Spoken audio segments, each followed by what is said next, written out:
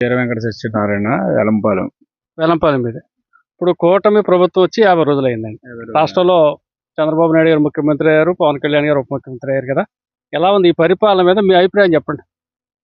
జగన్ గారు చేసినటువంటి అరాచకాలనే వీళ్ళు ఏదో చేస్తానని చెప్పేసి అన్నారు వీళ్ళు. అయితే రైతుని చాలా ఇబ్బంది పెట్టాడు జగన్.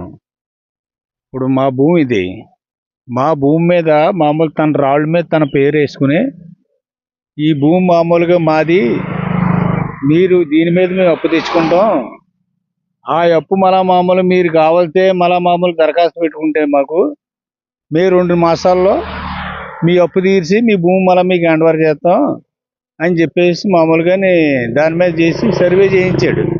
సర్వే చేయించి రాళ్ళన్నీ వేసాడు ఆయనే.